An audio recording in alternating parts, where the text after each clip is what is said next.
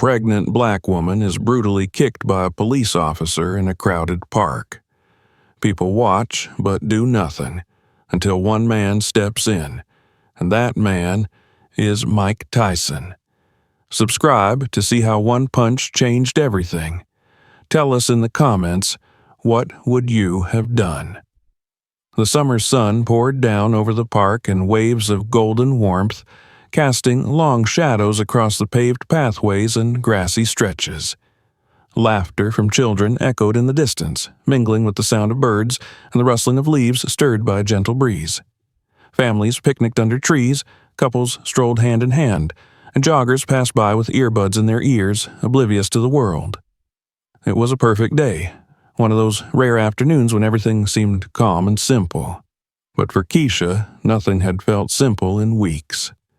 Keisha Bennett, a 31-year-old black woman in the final trimester of a difficult pregnancy, walked slowly along the shaded path with one hand pressed gently against her swollen belly.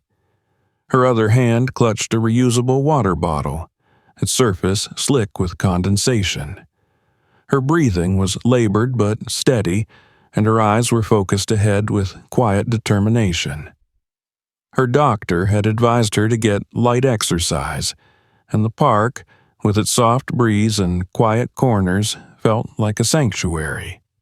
This was one of the few places she could find peace away from the noise and stress of everyday life. Today, she was alone. Her husband was at work, and she had decided to take a short walk before heading back home. She wasn't far from the main entrance when her peace was shattered. "Hey, you!" The voice came from behind, sharp and intrusive, like a siren cutting through silence. Keisha turned slowly, confused, and saw a white police officer in his mid-40s walking briskly toward her. His name tag read R. Harris. His expression was tense, lips curled in disdain, his eyes narrowed under the brim of his cap. She froze, instinctively placing both hands over her stomach. "Yes, officer," she said politely, trying to keep her voice calm. Her pulse had already started to quicken. "What are you doing here?" he asked, his tone accusatory, not curious. "This path is for regular pedestrians. You don't look like you're out for a walk." Keisha blinked. "I'm just taking a stroll," she replied. "My doctor said light walking is good for the baby." He snorted. "For the baby, huh? You sure you're even pregnant?" His words struck her like a slap. "Excuse me?" she said, stunned.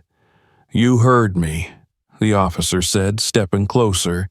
"We get all kinds of people faking things to get sympathy. I've seen it. Some lady a few weeks ago wore a fake belly just to cut in line at the DMV. Keisha took a step back. "That's not me. I'm not lying." "Oh no?" he sneered, eyeing her from head to toe. "Got any proof? A doctor's note? Hospital band? Or are you just another scammer looking for attention?" Keisha felt her chest tighten. The insult, the suspicion, it wasn't new, but it always hurt, especially now. "I'm just walking," she repeated, her voice quieter. "I don't want any trouble." "You already made trouble the second you lied about being pregnant," the officer snapped, moving closer. "What are you really doing here? Selling something? Waiting for someone? You people always got some kind of hustle going on." "You people?"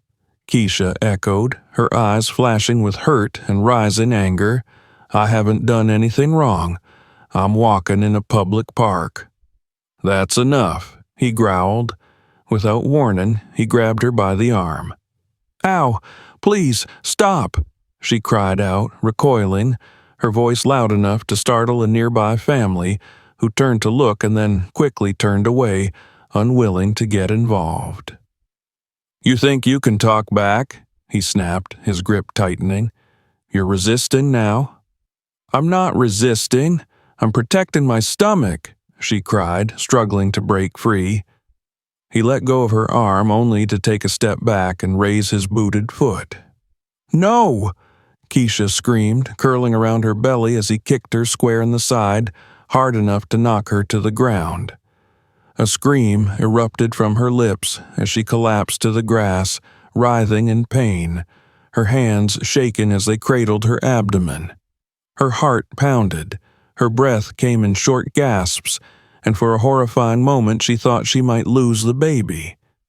Several people nearby stopped and watched, horrified, but still no one moved. The officer stood over her, chest heaving, his face red and furious. "Play stupid games, win stupid prizes," he muttered. Keisha whimpered on the ground, tears streaming down her face. She tried to sit up, but the pain was too much. Her vision blurred, her head spun. Her lips moved, but no words came out. She couldn't move, she couldn't breathe. That's when a new voice cut through the chaos, calm and low, but filled with unmistakable authority. "Step away from her."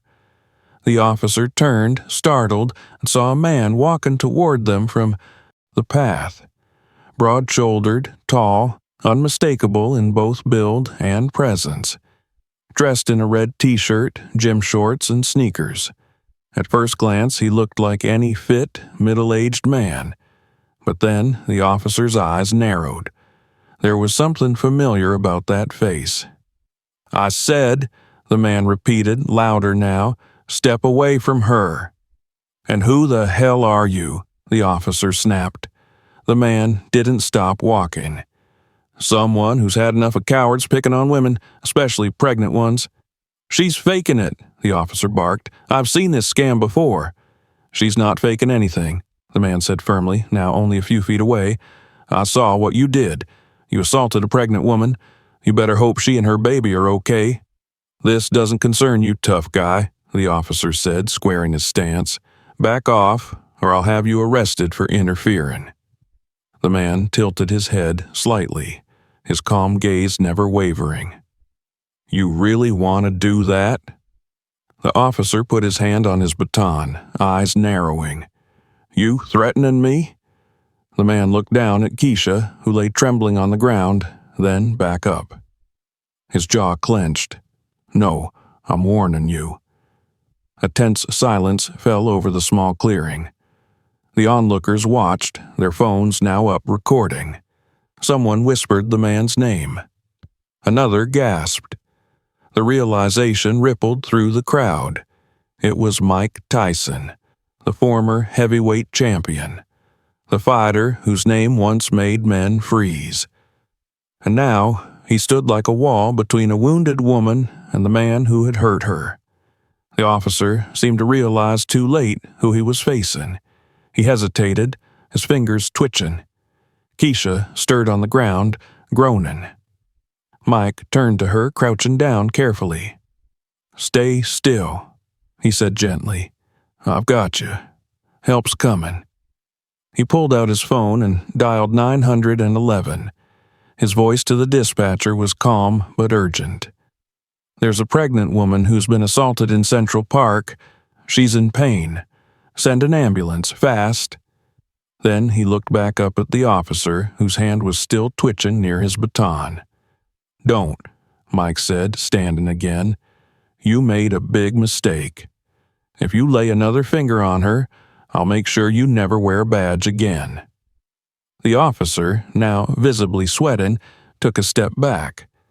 Murmurs filled the air and more people surrounded the scene, capturing every moment.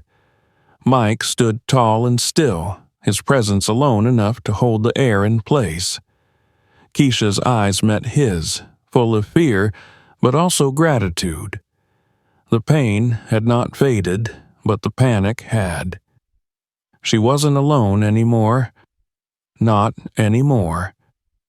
The sun had shifted slightly in the sky, casting longer shadows across the park as the scene continued to unfold near the path where Keisha still lay trembling. Her face was pale and damp with sweat, her breathing shallow, her hands protectively cradling her belly. Around her, the air pulsed with tension. People whispered, eyes wide, phones raised. The crowd had grown in number, curiosity pulling strangers closer. But no one dared move past the invisible line that had formed between Mike Tyson and Officer Harris. Mike stood tall, his stance wide and solid like the champion he had once been, and still was in many ways. His eyes didn't waver from the man in uniform before him. The red of his t-shirt clung to his frame, outlining every muscle, every ounce of strength honed through years of pain, discipline, and survival. He wasn't looking for a fight, but he knew how to end one. Officer Harris seemed unsure now. The power he'd held only moments earlier had begun to crumble. His gaze flicked around the crowd, noticing how many phones were pointed at him, how many faces stared not in support but in disapproval. His breathing was louder now, less steady. He adjusted the grip on his baton but didn't draw it. Mike noticed the hesitation. "I told you," Mike said, his voice low but carrying clearly, "to step away from her." "She resisted," the officer muttered, his voice shaky. Mike's eyes narrowed. "You kicked a pregnant woman. She was faking it." Mike took a slow step forward, his gaze burning into Harris. "Even if she were, which she's not, you don't kick someone lying on the ground. What kind of man does that?" The officer's face flushed. "I don't need a lecture from some washed-up athlete." Mike didn't flinch. "Then maybe you need something stronger." The officer bristled. "Are you threatening a police officer?" "I'm warning you, again." At that moment, Keisha groaned, her body twitching as she shifted on the grass. Mike immediately turned toward her, kneeling down and gently touching her shoulder. "You with me?" he asked softly. Keisha opened her eyes, glassy and pained. "My stomach. It hurts," she whispered. "I called an ambulance. They're on their way." She blinked at him, then winced. Is he still here?" "He's not touching you again," Mike said, his voice calm, like stone. Behind him, Officer Harris stepped forward again. "Sir, you need to step back. You're interfering with an investigation. That woman may have committed a misdemeanor." Mike stood up slowly, towering over the man. "You want to arrest her while she's laying in pain on the ground? Or you just want to assert your little authority because you saw a black woman and thought you could get away with anything?" The officer's hand twitched again. "Back off," someone shouted from the crowd. "We saw everything." "Yeah, he kicked her." "She's pregnant." "You're gonna go viral for the wrong reason, man." The voices were rising. A few people stepped closer. One woman held her phone up high and shouted, "I've got it all on video."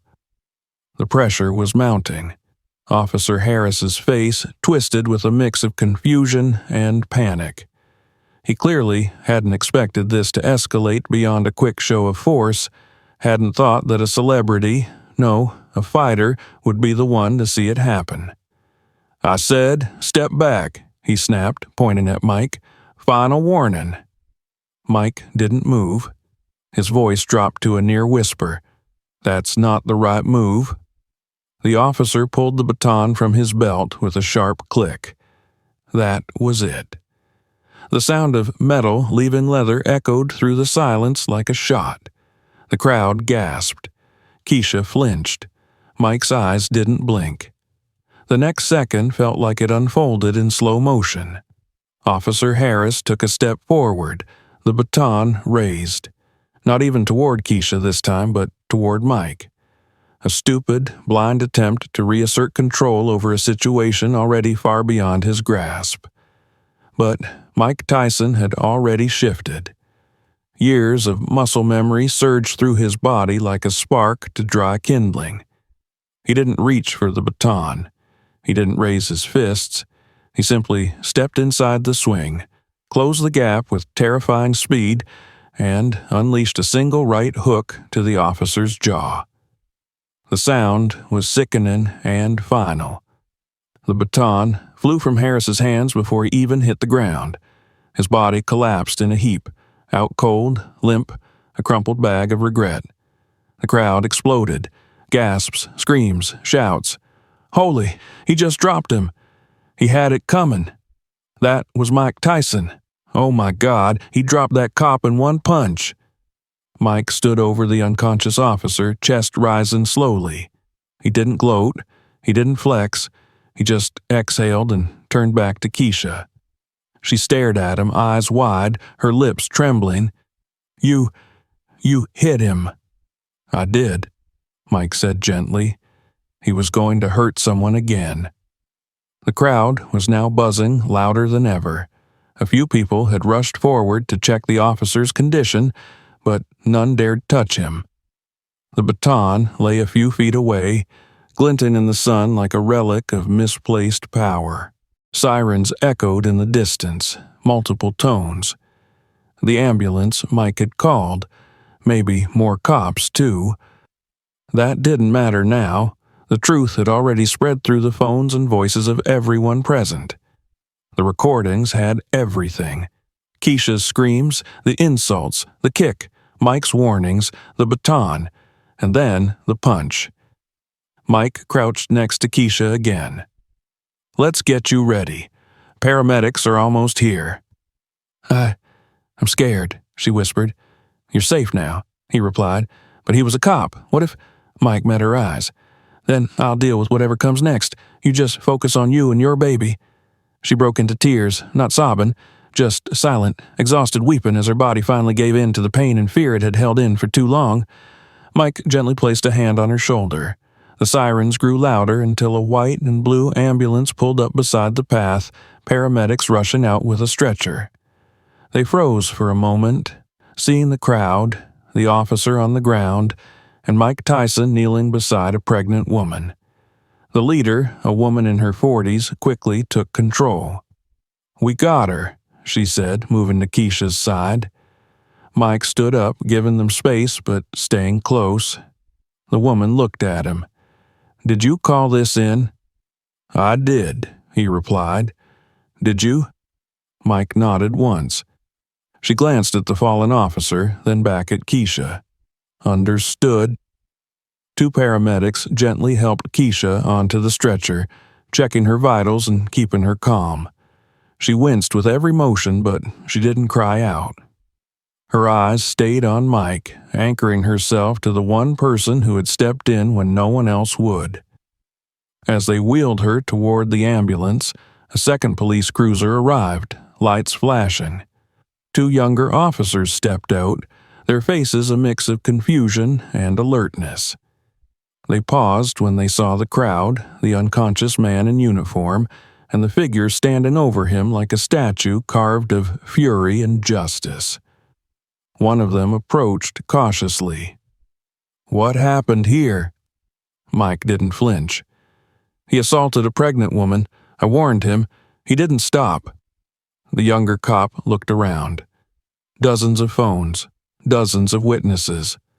No one said anything against Mike. In fact, a few people nodded. One woman stepped forward. I got the whole thing on video, she said. You'll want to see it.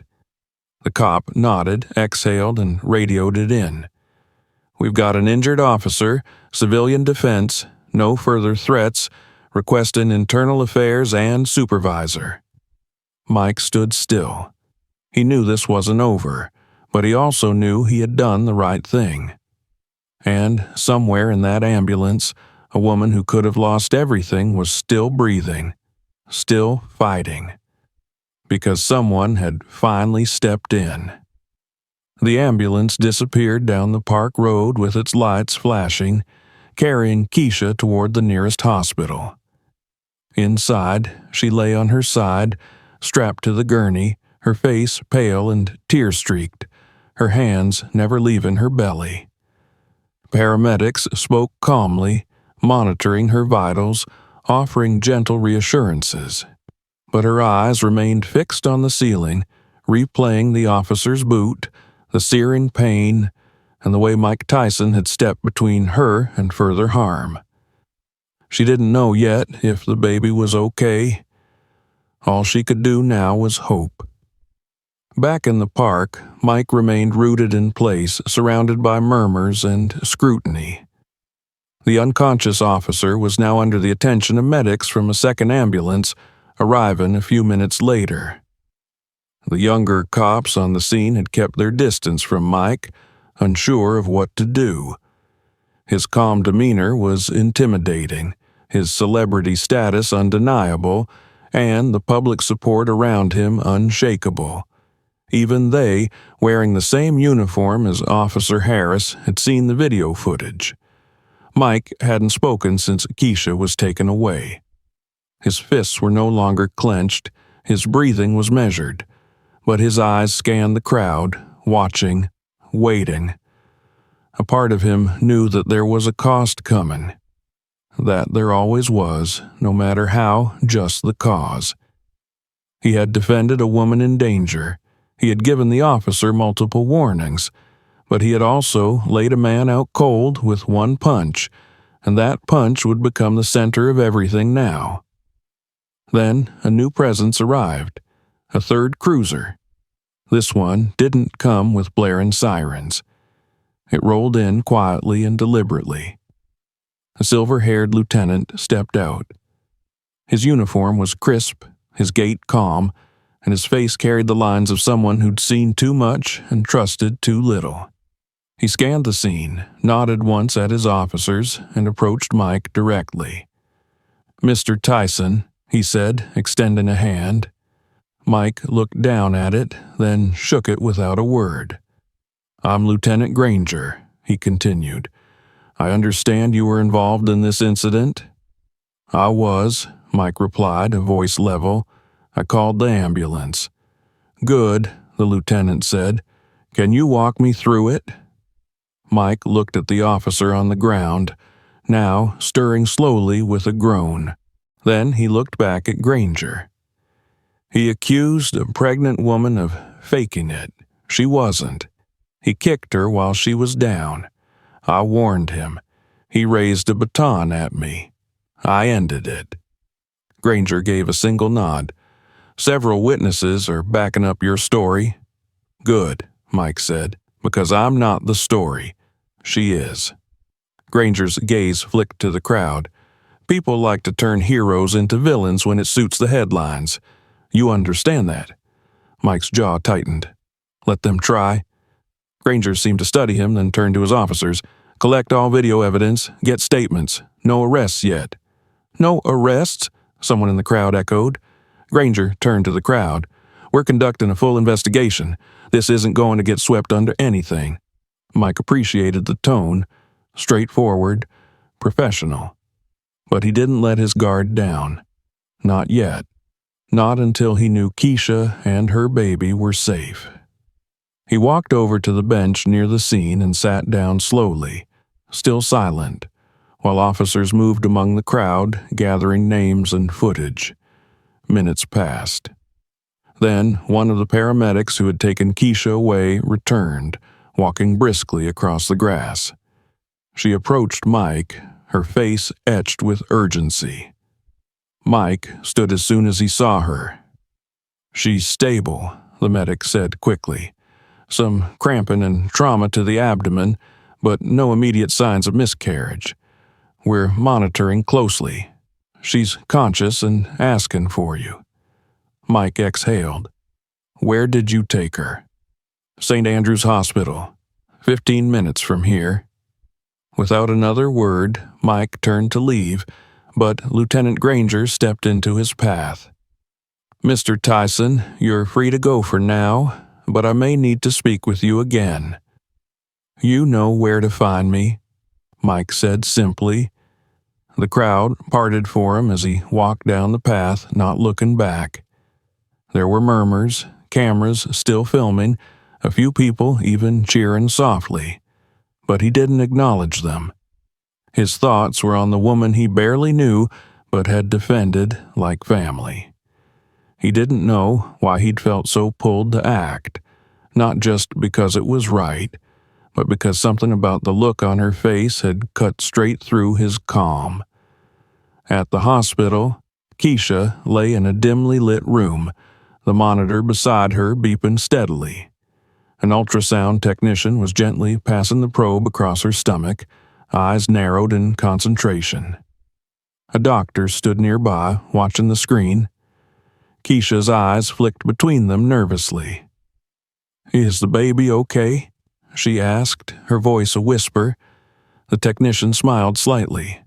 "We've got a strong heartbeat." Keisha closed her eyes in relief, tears leaking out silently. "Some bruising, but nothing threatening so far," the doctor added. "We'll keep you overnight to monitor contractions." Moments later, there was a knock at the door. Keisha turned her head weakly as Mike stepped inside. He didn't speak right away. He just stood there, a massive presence in the small room, his face unreadable. She smiled faintly. "You came." "I said I would." She gestured to the chair beside her bed. "You can sit if you want." He did. For a moment, there was only the hum of the monitor between them. "You saved me," she whispered. "You saved yourself," he said softly. "I just helped." "I was so scared," she murmured. "He didn't even see me, just saw what he thought I was." Mike nodded slowly. "I've seen that look before, too many times." She reached out, her fingers brushing his. "You didn't have to step in, but you did." "You shouldn't have been alone out there," he said. "Not in that condition, not with someone like him around." Keisha's voice cracked. "I thought no one would help me." Mike's eyes darkened. "People watched, they filmed, but no one moved. That's what broke me." "You moved," she said. "I've been hit harder than that cop ever could," he replied. "But nothing hurts more than watching someone suffer while everyone else just stands around." Keisha closed her eyes, exhausted. "Get some rest," he said gently, standing again. "I'll be back tomorrow." "Mike?" she asked, just as he reached the door. He looked back. "Thank you," she whispered. He gave a small nod. "You just focus on getting better. I'll handle the rest." Outside the hospital, reporters had already gathered. The video had spread online like wildfire. Headlines were erupting. "Mike Tyson knocks out cop to save pregnant woman." Some praised him. Others questioned him. And some, as he'd expected, tried to twist the story. But Mike Tyson wasn't afraid of a fight, especially not one worth winning. By the next morning, the video had reached millions. News channels across the country ran the footage on repeat. Officer Harris looming over a pregnant black woman lying on the ground, his baton drawn.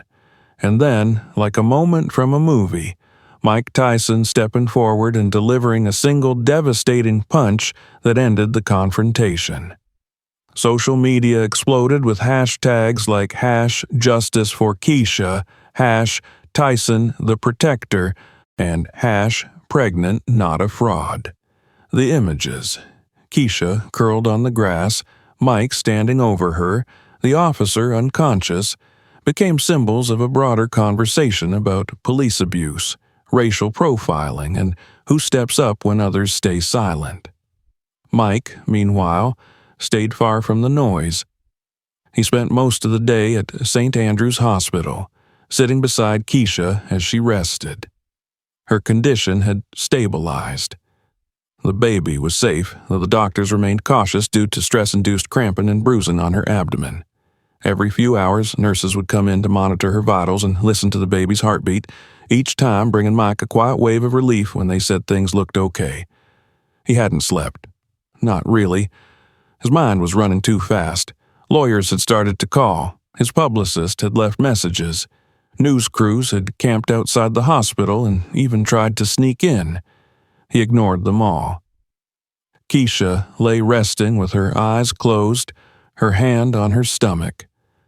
The lines in her face had softened, but Mike could still see the strain, both physical and emotional, etched in her features. He sat quietly, watching over her like a sentry. For once, no cameras, no crowd, just a woman who had been hurt and a man who refused to let it happen again. In the early afternoon, the hospital allowed a single reporter from a trusted outlet to speak with Mike. He agreed, reluctantly. The interview took place in a quiet waiting room away from the main press storm. The journalist, a black woman in her 30s named Vanessa Cole, kept her tone respectful. She set up her recorder and sat across from Mike. "I'll keep this short," she said. "Why did you intervene?" Mike didn't pause.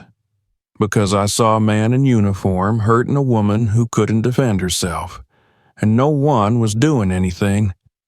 "You didn't know her?" "No." "Then why risk everything?" Mike leaned back. "Because I've been the person people walk past. I've been the person people judge without knowing. And I've seen what happens when no one steps up. I wasn't going to be part of that silence." Vanessa nodded, quietly moved. "Do you regret hitting the officer?" Mike's jaw worked for a moment. Then he shook his head. "I warned him. 3 times. I didn't go looking for a fight. He brought it to me." The interview was aired that evening, and public opinion, already surging in Mike's favor, intensified. News anchors debated not whether Mike was right, but why it had taken someone like him to stop what bystanders had only filmed. Activists praised him. Civil rights groups called for formal investigations, and protests were planned at the police station where Officer Harris had been stationed. Meanwhile, Keisha's name became a rallying cry. Her identity was released with her consent. Photos of her, hospitalized, holding her stomach, smiling faintly with Mike by her side, began to circulate, humanizing what had nearly been swept under the rug. She wasn't just a statistic. She was a woman, a soon-to-be mother, a person who had simply gone for a walk and been treated like a criminal. The mayor of the city released a statement. "We are reviewing the incident involving Officer R. Harris and the use of force against a pregnant civilian. There will be a full investigation, and we take these matters with utmost seriousness." The police department, under heavy public pressure, placed Harris on unpaid administrative leave pending the outcome of that investigation. Privately, sources confirmed that Internal Affairs had already begun reviewing body cam footage, eyewitness videos, and previous complaints against the officer. It wasn't his first time being accused of excessive force. In the days that followed, Keisha began to regain her strength. The bruising faded and her contractions stopped. The baby's heartbeat remained steady, a small drum of hope inside her body. She started talking more, asking questions. Her first concern was what would happen next. She didn't want revenge. She wanted to feel safe again. She wanted to make sure no other woman had to go through what she did. "I thought if I just stayed calm, followed the rules, I'd be okay," she told Mike as he sat by her bedside. "But that didn't matter." Mike nodded, his voice quiet. "Sometimes they don't care who you are or how gentle you speak. They see what they want to see. And when you're black and a woman, they think they've already got you figured out." "What if you hadn't been there?" she asked, her voice tight. Mike didn't answer right away. The silence between them said enough. The day Keisha was discharged from the hospital, cameras waited again outside. This time, she didn't shrink from them. Mike helped her into a wheelchair, and as the hospital doors opened, a wave of reporters surged forward. But before they could shout questions, Mike raised a hand. The crowd hushed. Keisha spoke. "I want to thank everyone who sent messages, who supported me. I'm thankful to be okay and that my baby is okay. But I want to be clear. What happened to me should never happen to anyone. I was hurt, humiliated, treated like a criminal for no reason, and if Mike Tyson hadn't stepped in, I don't know what would have happened. So I'm speaking now because I'm not going to be silent, and I don't want any other woman to be silent either." Mike placed a gentle hand on her shoulder, then helped her into a waiting car. The moment went viral within hours. Behind the scenes, a legal team began to form. Civil rights attorneys reached out, offering to represent Keisha pro bono. They planned to sue Officer Harris personally, as well as the police department, for excessive force, racial profiling, and emotional distress. Keisha, still processing it all, took it one step at a time. Mike was by her side every step of the way. He gave her space when she needed it, and support when she didn't know how to ask for it. They weren't friends by circumstance anymore. They had become something stronger, survivors connected by a moment that revealed more than just one man's cruelty. "I don't want to be famous," Keisha told him one night as they sat in her apartment, eating takeout. "You won't be," Mike said. "You'll be powerful." She looked at him, confused. "There's a difference," he added. By the end of the week, a march was organized in the park where the incident had happened. Hundreds gathered, protest signs waved in the wind, and at the front, holding a microphone, stood Keisha. She didn't shout, she didn't cry, she simply spoke the truth. "I didn't choose this, but now that it happened, I won't waste it. I'm going to speak for every woman who thought silence would keep them safe, and I'll never be silent again." The crowd erupted in cheers, and a few steps behind her, silent and proud, stood Mike Tyson, ready for the next round. The courtroom was quiet except for the steady hum of the ceiling fan and the occasional shuffle of papers. The air was tense, heavy with anticipation. At the defense table sat Officer Richard Harris, wearing a gray suit that did little to conceal the bruises along his jawline, evidence of the single blow that had brought him down. His lawyer, a stern-faced man in his 50s, whispered something into his ear, but Harris didn't respond. His eyes were locked on the front of the room, where the woman he had once kicked lay at the heart of a storm that was no longer his to control. Keisha sat with her hands folded neatly in her lap.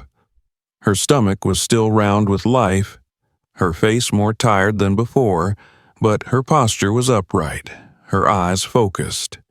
She wore a simple blue dress, and beside her sat her attorney, a passionate civil rights litigator who had taken her case without hesitation. Just behind them sat Mike Tyson, in a black suit and white shirt, silent and still. His presence drew stares, whispers, even media gasps when he entered the building, but he remained unmoved, eyes fixed forward, as though daring the world to forget what had happened. The judge, a middle-aged black woman with short, graying hair, glanced over the courtroom with calm authority.